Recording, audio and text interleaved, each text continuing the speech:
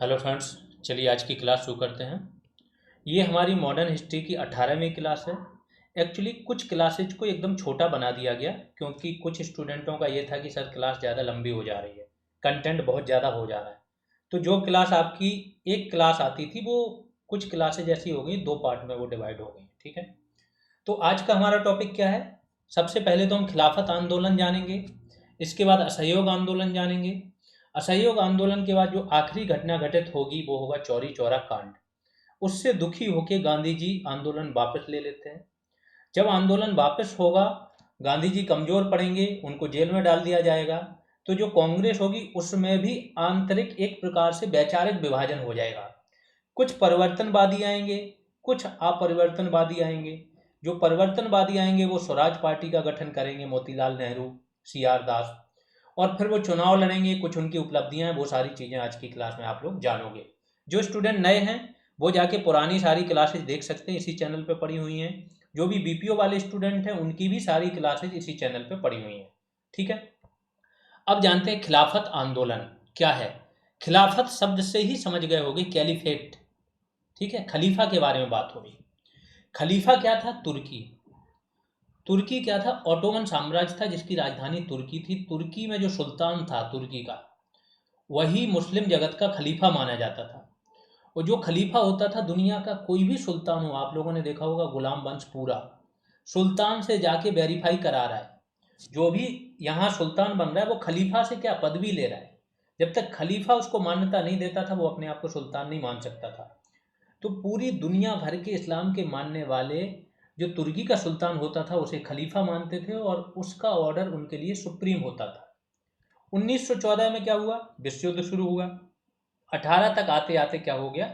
विश्व युद्ध कमजोर पड़ गया, खत्म हो गया। ठीक है, अब यहाँ पे तुर्की की हार हो जाती है। जब तुर्की की हार होगी तो तुर्की पूरा बहुत बड़ा साम्राज्य है। आज का जो तुर्की उससे कम से कम नहीं तो 10 गुना बड़ा साम्राज्य था तुर्की का।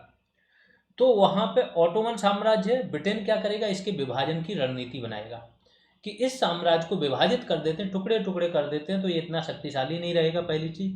दूसरी चीज, खलीफा का सारा जितना भी भूमि है, राजपाट है, छीन लेगा।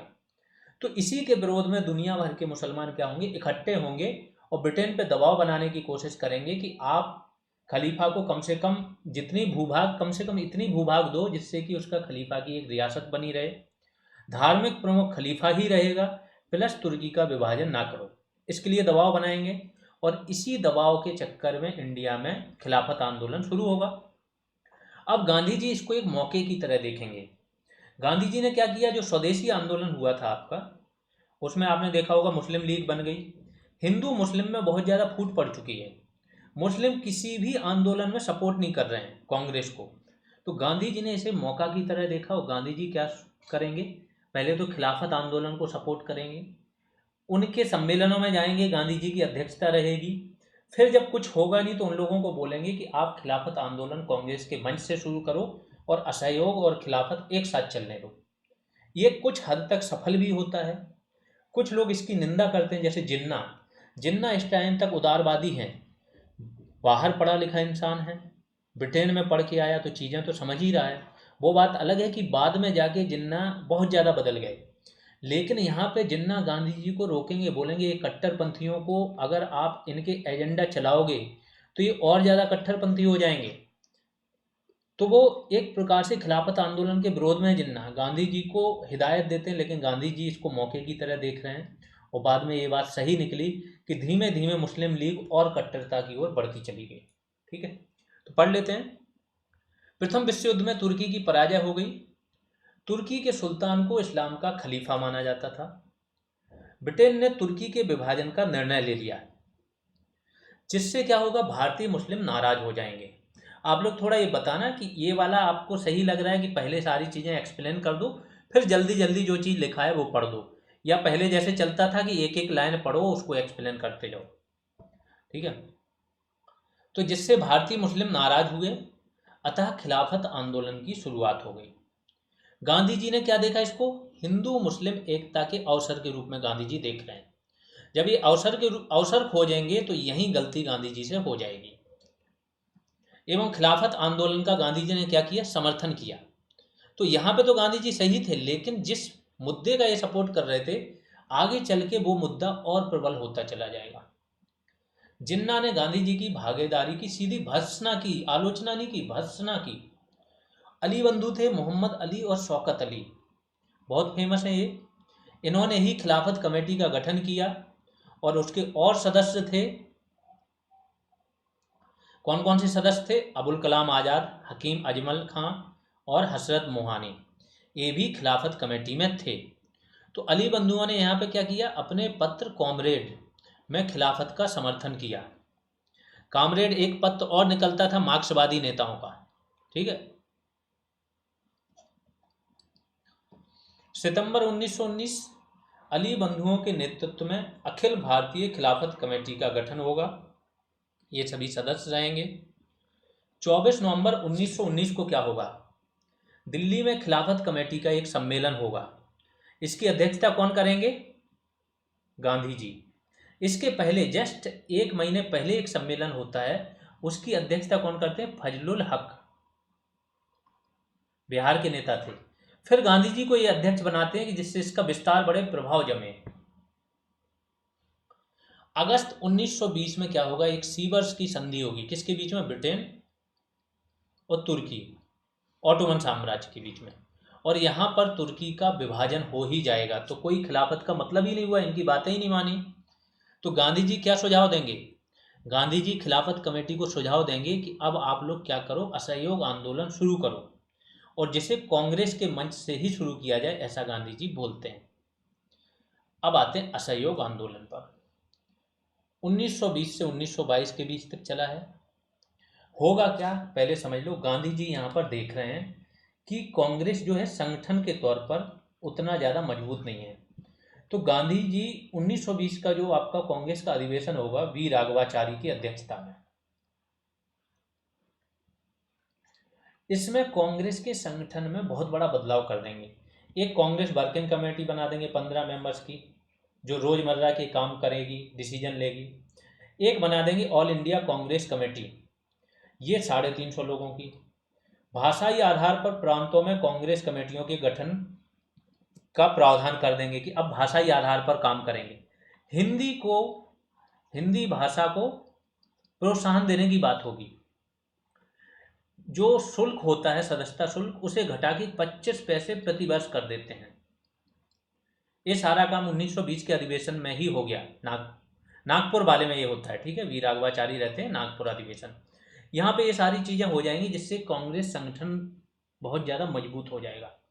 अब गांधी जी जब असहयोग आंदोलन शुरू करेंगे, तो असहयोग का मतलब क्या है? किसी भी क्षेत्र में सहयोग नहीं करना। स्कूलों का त्याग कर देंगे। जब स्कूलों का त्याग होगा तो अपने खुद के राष्ट्रीय विद्यालय खोले जाएंगे। अदालतों का त्याग कर देंगे, अधिकतर तो वकील ही रहते हैं। इसके बाद सरकारी कर्मचारियों से बोलेंगे तुम लोग नौकरी छोड़ दो। इसके बाद बोलेंगे कर मत दो। विदेशी वस्त्रों की होली जलाएंगे, विदेशी वस्तुओं का बहिष्कार करेंगे, ये सारे काम चलेंगे।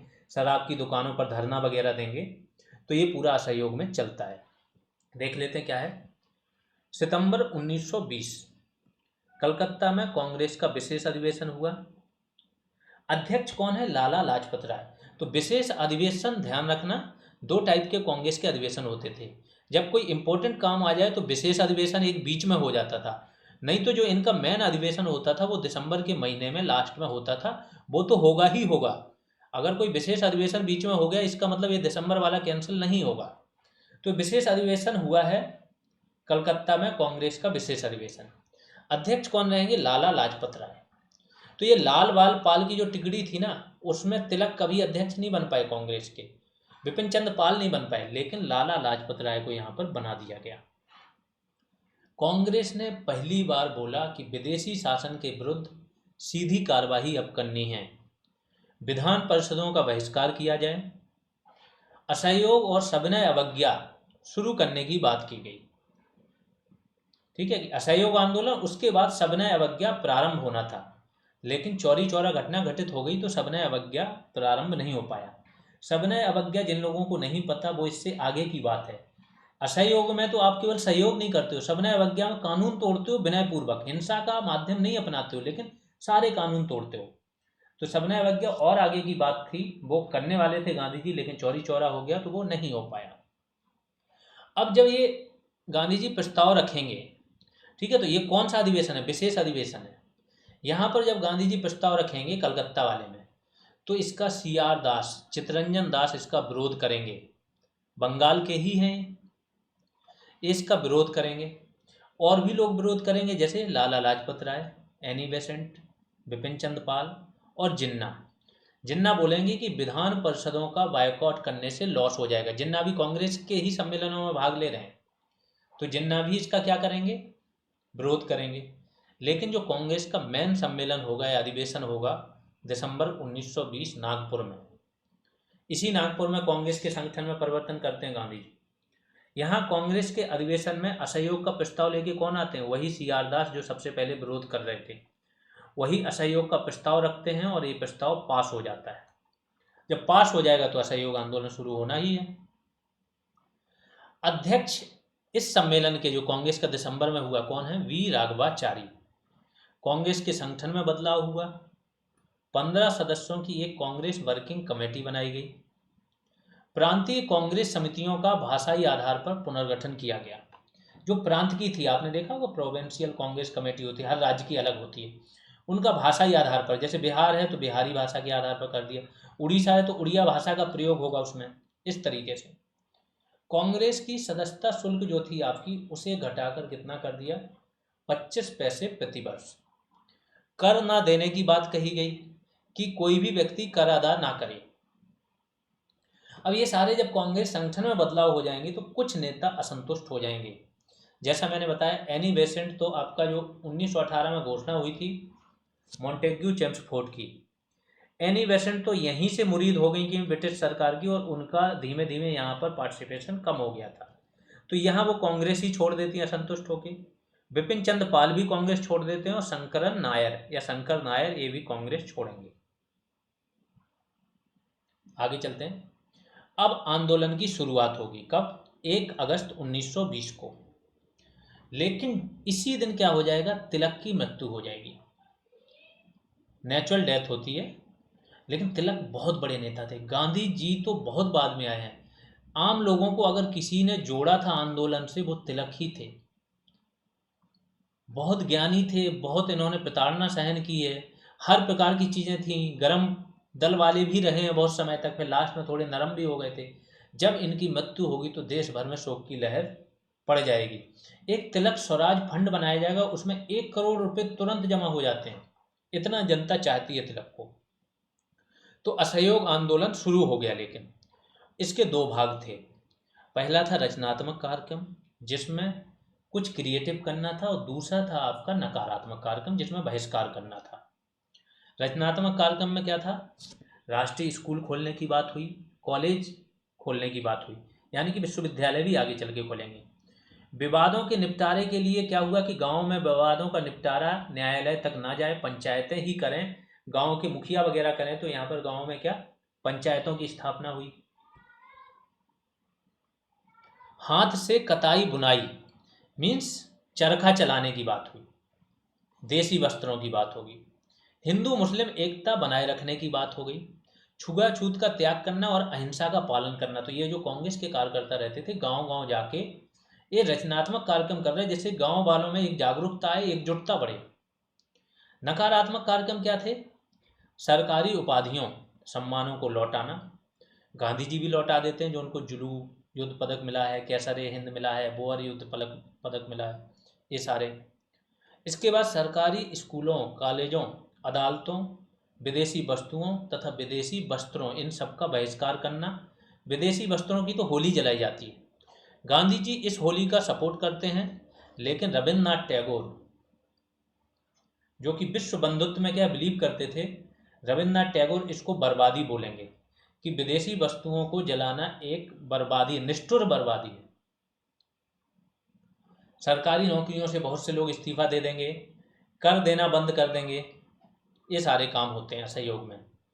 और गांधी जी ने यहाँ पर कहा कि अगर एक कार्यक्रम सफलतापूर्वक लागू हो जाते हैं, जितने भी कार्यक्रम है, कर ना देने वाला, सरकारी नौकरी त्याग करने वाला, अदालतें त्याग करने वाला, तो ये सारे कार्यक्रम अगर सफलतापूर्वक लागू हो जाते हैं, तो इन्होंने कहा कि 1 वर्ष के भीतर ही स्वराज हमको प्राप्त हो जाएगा। ऐसा गांधी जी को भरोसा था। अब कुछ घटनाक्रम जान लेते हैं आंदोलन के। पहला क्या हुआ, शिक्षा का बहिष्कार तथा नए राष्ट्रीय स्कूल खोले गए। कौन कौन, जामिया मिलिया इस्लामिया, बिहार विद्यापीठ, काशी विद्यापीठ और गुजरात विद्यापीठ, इन स्कूलों की स्थापना हुई इसी समय। हमारे राष्ट्रवादी नेताओं ने की। कुछ वहीं पर ही पढ़ाने लगे, जैसे सुभाष चंद्र बोस प्रिंसिपल बन जाएंगे। ठीक है, सुभाष चंद्र बोस कलकत्ता में नेशनल कॉलेज के प्रिंसिपल बन गए, वो वहाँ पढ़ाने लगे। बहुत टैलेंटेड व्यक्ति थे, आईसीएस निकाली थी परीक्षा। अगले कुछ वकीलों के नाम हैं, सारे नाम मैंने इसलिए लिख दिए कि आपको पता रहे, जब जब जो भी आंदोलन हुआ होगा ये सभी वकील क्या करेंगे, अपनी वकालत छोड़ देंगे, तो आपको एक ही जगह सारे याद हो जाएं। चित्तरंजन दास वकील थे, मोतीलाल नेहरू वकील थे, जवाहरलाल नेहरू वकील थे, सरदार पटेल, एम आर जयकर, सैफुद्दीन किचलू, सी राजगोपालाचारी, टी प्रकाशम, राजेंद्र प्रसाद, आसफ अली, ये सभी वकील थे। ये अपनी वकालत छोड़ देंगे, अदालतों में जाना छोड़ देंगे। विदेशी कपड़ों की होली जलाई जाएगी, शराब की दुकानों पर धरना दिया जाएगा। अब देखो ये क्वेश्चन अभी हाल ही में आया था कि गांधी जी ने लंगोटी पहनना कब से शुरू किया था, उसका जवाब यहाँ पर आपको मिल जाएगा, सितंबर 1921 में। अब गांधी जी यहाँ पे क्या बोल रहे थे, स्वदेशी वस्त्र पहनो, सूत काटो, कपड़ा खुद बनाओ। तो मदुरई में एक कार्यकर्ता था, उसने गांधी जी से बोला कि जो खादी है ना बहुत महंगा है, कैसे हम इसको पहने। तो जब ये शिकायत की तो गांधी जी ने उसको सुझाव दिया कि एक काम करो, पूरे कपड़े ना पहन के कम कपड़े पहनो, लेकिन पहनो स्वदेशी खादी। अब गांधी जी जो चीज़ लोगों को बोलते थे वो खुद भी अपनाते थे। तो गांधी जी ने इस सलाह को मानने के लिए खुद भी केवल एक धोती पहनना शुरू कर दिया। 22 सितंबर 1921 यहाँ से जीवन भर मात्र लंगोटी में रहे गांधी जी, और इसका जिक्र उन्होंने खुद किया है नवजीवन नामक अखबार में। तो जितने क्वेश्चन कहीं से पूछे जा सकते हैं ना, ये क्लासेज ऐसी चल रही हैं कि आपके ये कहीं ना कहीं आ ही जाएंगे। जो भी इसलिए बोल रहे हैं कि जो भी आपके आसपास है, मित्र हैं, करीबी हैं, अगर वो तरीके से जीएस पढ़ना चाहते हैं तो आप उन तक ये चैनल और ये वीडियो जरूर शेयर करो। अब गांधी जी ने कैसर हिंद और बोअर जो युद्ध में पदक मिले थे वो भी लौटा दिए, जुलू युद्ध पदक लौटा दिया। इसी दौरान केरल में मोपला विद्रोह हुआ। मोपला क्या थे, मुस्लिम किसान। मुस्लिम किसान थे और जमींदार हिंदू थे, तो इनको किसानों पर अत्याचार, जमींदार तो कहीं के भी हों अत्याचार करते ही थे, तो किसानों ने विद्रोह कर दिया और बाद में विद्रोह किसमें बदल गया, सांप्रदायिक दंगों में। तो इसी टाइम सांप्रदायिक दंगे भी हुए। एक तरफ मुस्लिम लोग सपोर्ट कर रहे हैं, सबसे ज़्यादा मुस्लिम भागीदारी अगर किसी भी आंदोलन में हुई थी तो वो यही था, इसके बाद भागीदारी कम हो जाएगी मुस्लिमों की। बिहार तथा अवध में आंदोलन बहुत तीव्र रहा। बिहार में तो कर देना बंद कर दिया, गांधी जी ने बहुत बड़ाई की थी। मुसलमानों की बात करते हैं। मुसलमानों ने क्या किया, एक आर्य समाज के नेता थे स्वामी सिद्धानंद, इनको बोला कि आप जामा मस्जिद में भाषण दीजिए, आमंत्रित किया। और जब इन्होंने भाषण दिया था तो 1 लाख से ज़्यादा की भीड़ इकट्ठी हुई थी, ये रिकॉर्ड रहा था उस टाइम का। सिखों ने क्या किया, स्वर्ण मंदिर की चाबियां, जो पंजाब के एक बड़े कांग्रेसी नेता थे सैफुद्दीन किचलू, इनका नाम दूसरी बार आया है, आपको पता होगा कि इनकी जब गिरफ्तारी होती है तभी जलियांवाला बाग में क्या होती है, एक सभा होती है और इसके बाद हत्याकांड होता है। तो ये बड़े नेता हैं, इनको क्या किया, स्वर्ण मंदिर की चाबियां सौंप दी कि लीजिए आप। इस दौरान बिहार में एक व्यक्ति थे जो बहुत बड़े कवि रहे, लेखक रहे हैं, राहुल सांकृत्यायन, ये छपरा में सक्रिय थे असहयोग आंदोलन के समय। अब 1 फरवरी 1922 को गांधी जी क्या करेंगे, वायसराय को पत्र लिखेंगे। क्या बोलेंगे कि अगर सरकार ने 1 सप्ताह के अंदर जो भी प्रतिबंध लगे, प्रेस पर प्रतिबंध लगा है, लोगों के आने जाने पर प्रतिबंध लगा है, इकट्ठा होने पर प्रतिबंध लगा है, जेल में है लोग, तो गांधी जी ने बोला कि अगर ये सारे प्रतिबंध आपने नहीं हटाए तो क्या होगा, सूरत के बारदोली तालुका से, क्योंकि गांधी जी और कांग्रेस के सभी मेंबर उस टाइम पे यहीं पे थे, सूरत के बारदोली में, इसी तालुका से सविनय अवज्ञा आंदोलन प्रारंभ कर देंगे। ये गांधी जी ने धमका दिया। इसके बाद एक घटना घटित हो जाती है 5 फरवरी को, तो फिर ये क्या करना पड़ेगा, आंदोलन वापस लेना पड़ेगा। असहयोग आंदोलन के कुछ बड़े उद्योगपतियों ने, असहयोग आंदोलन के दौरान क्या हुआ, अधिकतर उद्योगपति तो साथ थे, लेकिन उद्योग धंधे वालों को क्या होता है, नुकसान होता है। जब भी कोई आंदोलन हड़ताल होती है ना, तो इनका नुकसान हो जाता है। तो कुछ बड़े उद्योगपति थे देश के, इन्होंने क्या किया, असहयोग विरोधी संस्था बनाई एक।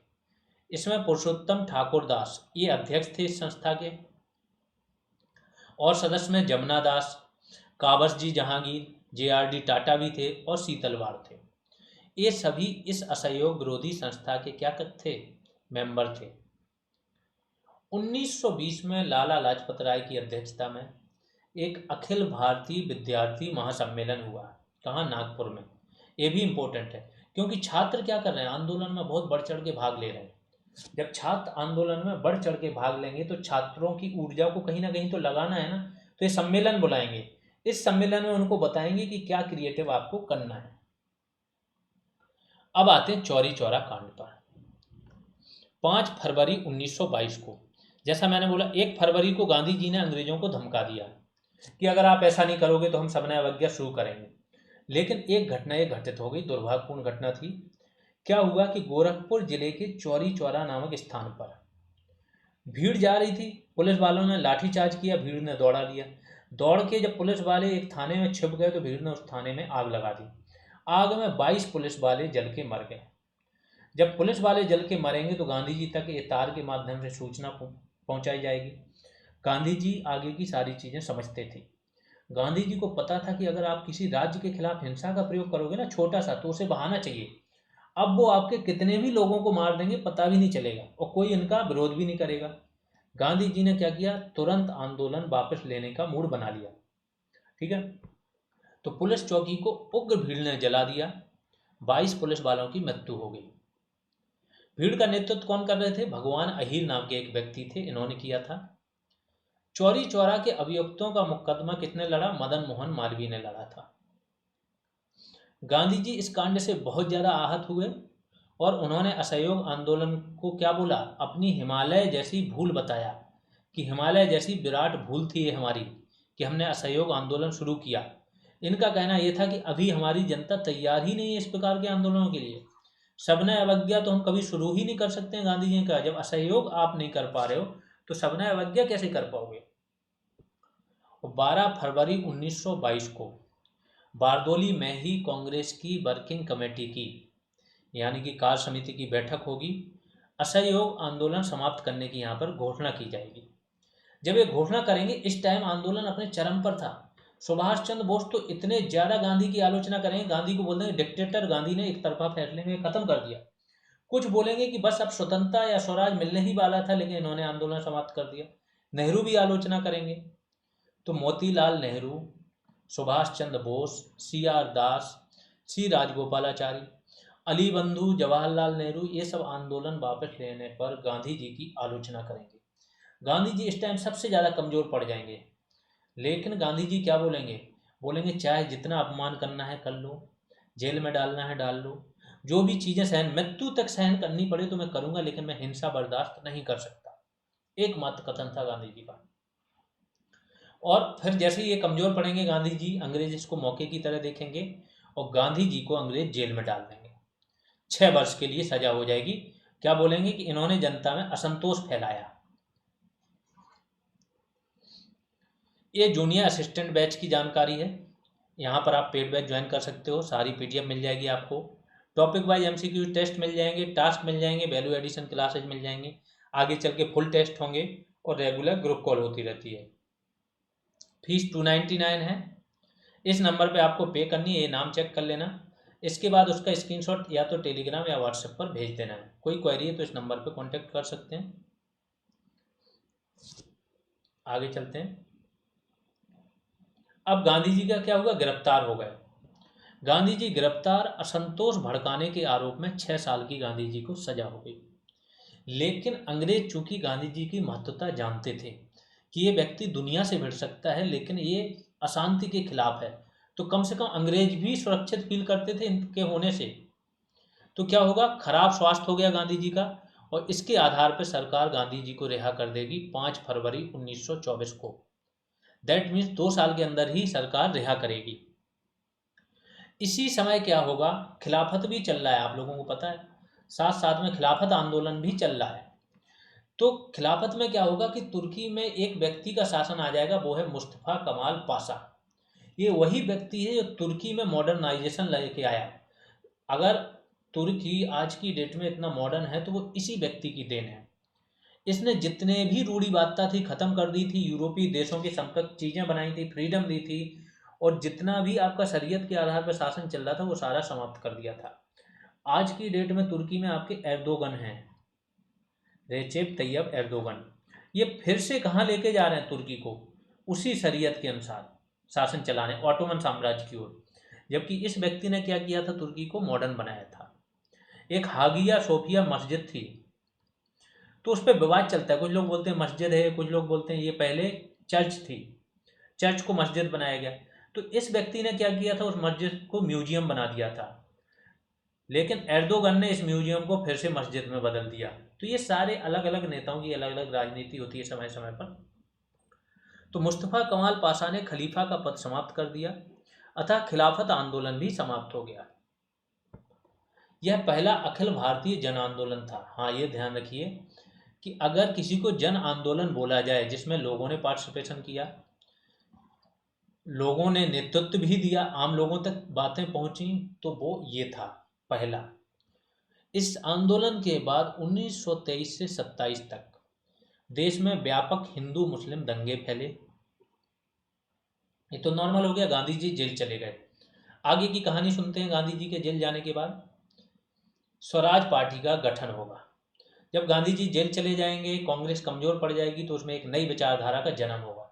एक्चुअली 1919 का अधिनियम आया था, उसमें चुनाव कराने की, चूंकि राज्यों में उत्तरदायी सरकार की गठन की बात हो गई है, केंद्र में भी जो विधान परिषद है वहां पे भी चुनाव होते ही हैं, कुछ लोग चुन के जाते हैं, कानून बनाने में मदद करते हैं।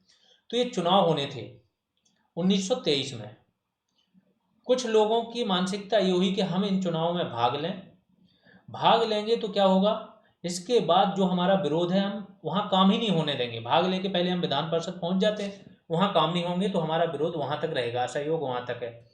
लेकिन बाकी लोग जो थे गांधीवादी, वो ये मानते थे कि अगर आप कुछ पद पे पहुंच गए तो सत्ता का लालच बहुत खराब होता है। आपको जब सुख सुविधाएं मिल जाएंगी तो आप त्याग नहीं कर पाओगे और अंग्रेजों के पिछलग्गू बन जाओगे। तो ये लोग डर रहे थे। देख लेते हैं कौन लोग थे। असहयोग आंदोलन के स्थगन ने कांग्रेस में एक नई विचारधारा को जन्म दिया। जो विचारधारा नई थी उसे बोला गया परिवर्तनवादी, जो चुनाव में भाग लेना चाहते थे। इसके सूत्रधार कौन थे, मोतीलाल नेहरू और चित्तरंजन दास। देशबंधु नाम था इनका, ठीक है।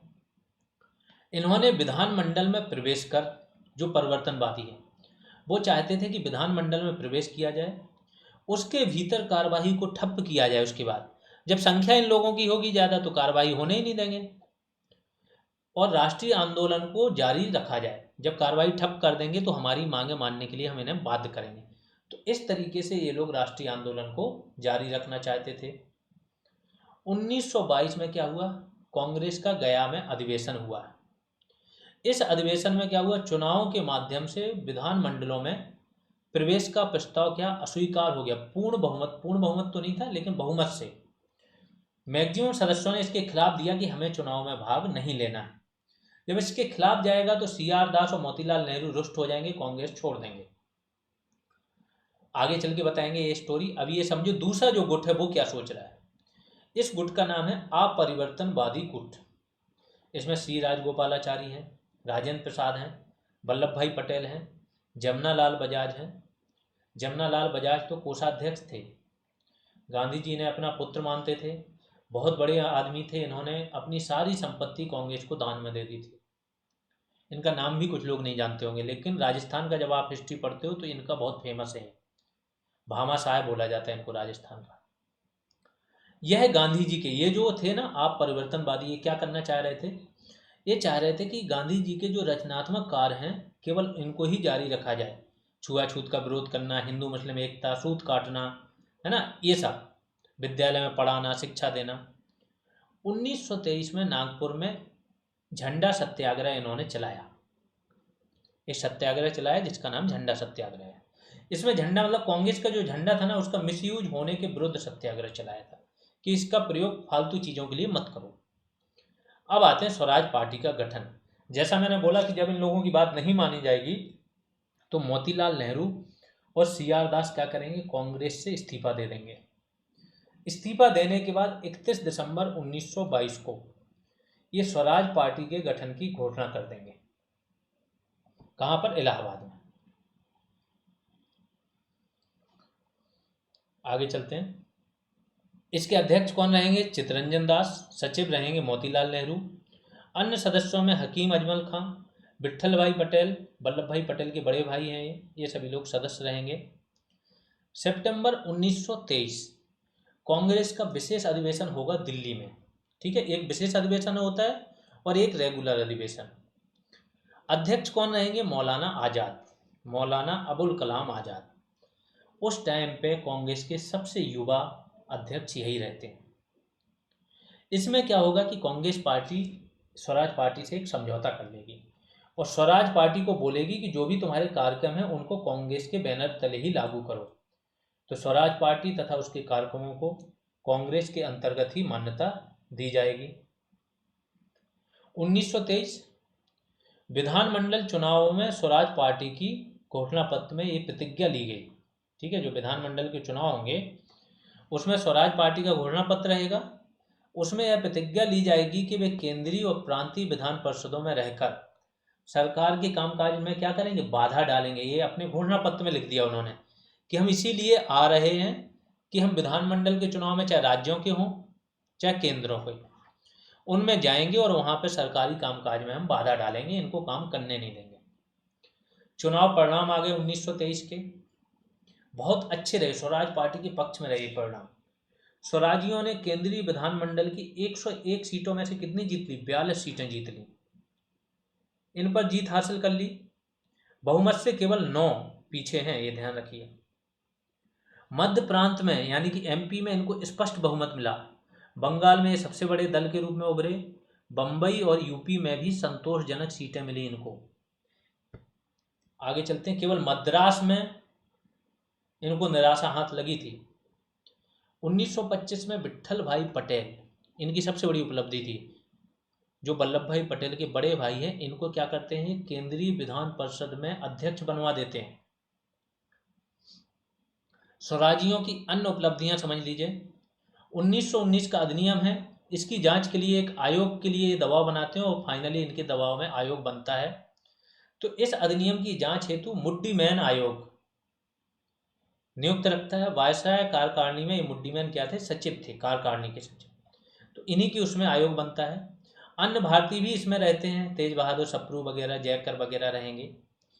ये क्या करेगा, आयोग जांच करेगा कि जो 1919 का अधिनियम, खासतौर से द्वैध शासन को ये बोलेगा द्वैध शासन सबसे बड़ी गलती है। इसके बाद इसी आयोग की सिफारिशों पर अगली बार द्वैध शासन आपका राज्यों से हट जाएगा। कपास पर लगे उत्पादक कर की समाप्ति की बात करेंगे, वे कर देते हैं कांग्रेस। नमक कर में कटौती करते हैं, जहां जहां इनकी बहुमत रहता है, सरकार बनती है, वहां क्या करेंगे, नमक कर में कटौती कर देंगे। इसके बाद श्रमिकों तथा मजदूर संघों हेतु ये कार्य करते हैं। ये सारे काम रहेंगे स्वराजियों के। लेकिन जल्द ही स्वराज पार्टी संकट में आ जाती है।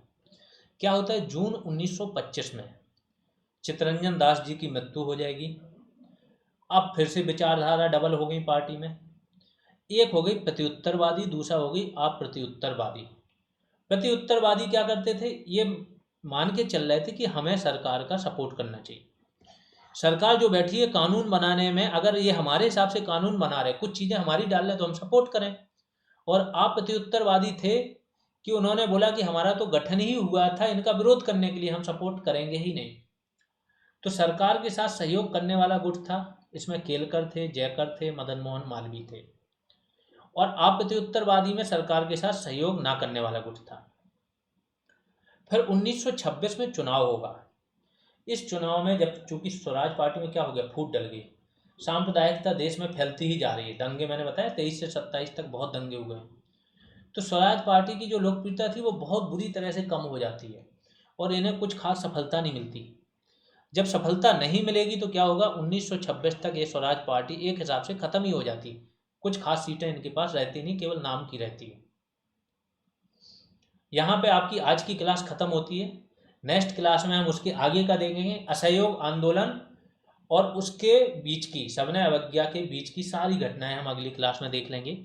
ये बीपीओ पेड बैच की जानकारी है। अगर आप बीपीओ पेड बैच ज्वाइन करना चाहते हो तो यहाँ सारी चीज़ें 85 क्लासेज रेगुलर खत्म हो गई, वैल्यू एडिशन क्लासेज हैं आपके पास, टॉपिक वाइज टेस्ट हैं, केवल पंचायतों पर 27 टेस्ट मिल जाएंगे आपको, योजनाओं पर अलग टेस्ट हैं, कंप्यूटर पर अलग टॉपिक वाइज टेस्ट हैं, यूपी स्पेशल पर फुल टेस्ट हैं यूपी पीसीएस लेवल के। ये सारी चीज़ें आपको मिल जाएंगी। टाइम टू टाइम पे ग्रुप कॉल होती है, वैल्यू एडिशन कंटेंट मिल जाएगा। फीस 299 है। पेमेंट करने वाला ये है पूरा प्रोसीजर कैसे लेना है। बाकी आप लोग शेयर करते रहिए जो भी आपके आसपास है। अभी के लिए इतना ही, धन्यवाद।